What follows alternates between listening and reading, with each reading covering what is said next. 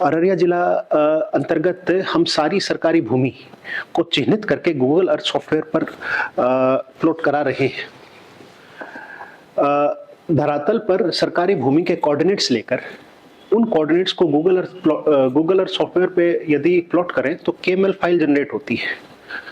अब उदाहरण स्वरूप ये सरकारी भूमि है, हमने धरातल से कोऑर्डिनेट्स लिए और गूगल अर्थ पे प्लॉट किए तो ये पॉलीगन बना। अब ये जो भूखंड है इसको हम टाइम के रेफरेंस में देख सकते हैं। जैसे ये इमेज है 25 अक्टूबर 2025 की, हम इसको 2 साल, 5 साल, 10 साल पीछे भी लेके जा सकते हैं तो इस सरकारी जमीन का जो स्वरूप है वो हमें पता लग जाएगा कि पास्ट में इसका स्वरूप क्या रहा है, कभी कोई एनक्रोचमेंट था कि नहीं था। ऑल्सो भविष्य में आने वाले समय में भी यदि इसका अतिक्रमण की चेष्टा होती है, कोई अतिक्रमण करता है तो सेंट्रलाइज प्लेस पे इसके संबंध में रेड ट्रिगर्स जनरेट हो जाएंगे।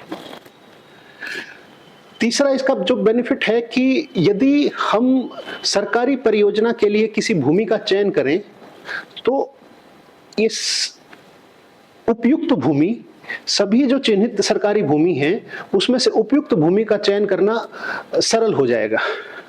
उदाहरण स्वरूप ये नदी है, नदी के पास यदि हमें 2.5 एकड़ 3 एकड़ की कोई जमीन चाहिए। अब देखिए पॉलीगन में हमने मार्क कर रखा है कि इसका खाता ये है, खेसरा ये है, रकबा है 2.8 एकड़। तो 2.8 एकड़ 2.5 से 3 एकड़ के आसपास की यदि कोई सरकारी परियोजना के लिए हमें जमीन चाहिए और नदी के पास चाहिए तो ये जमीन का टुकड़ा उपयुक्त है। तो इस तरीके से अलग अलग परियोजनाओं के लिए अलग अलग भूमि के प्रकार और अलग अलग उपयुक्तता के हिसाब से हम भूखंडों का चयन कर सकते हैं। तो ये सारे जैसे फाइल्स आप देख पा रहे हैं, ये सारी सरकारी भूमि को कोऑर्डिनेट्स उनके चिन्हित करके हमने गूगल अर्थ सॉफ्टवेयर पे प्लॉट किया है, जिसकी मदद से हमने एक प्रखंड 60 ब्लॉक में सारी जो सरकारी भूमि है उसको गूगल अर्थ सॉफ्टवेयर पे प्लॉट किया।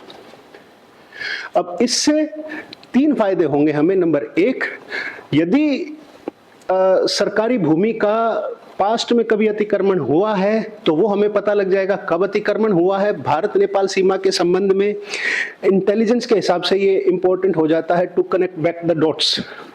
दूसरी चीज, यदि भविष्य में यदि एनक्रोचमेंट की चेष्टा होती है तो सेंट्रलाइज प्लेस पे रेड ट्रिगर्स जनरेट हो सकते हैं ताकि हमें पता लग जाए कि अब ये अतिक्रमण यहाँ शुरू हो रहा है। और तीसरी चीज, यदि सरकारी परियोजना के लिए भूमि की रिक्वायरमेंट है, आवश्यकता है, तो उपयुक्त भूमि, उस परियोजना के हिसाब की उपयुक्त भूमि हम सेंट्रलाइज प्लेस पटना या दिल्ली में बैठ के हम गूगल अर्थ सॉफ्टवेयर से ही चिन्हित कर सकते हैं और उस हिसाब से जिला से प्रस्ताव मंगा सकते हैं। इससे बहुत सरलता और सुगमता होगी, ऐसा मेरा मानना है। बहुत बहुत धन्यवाद।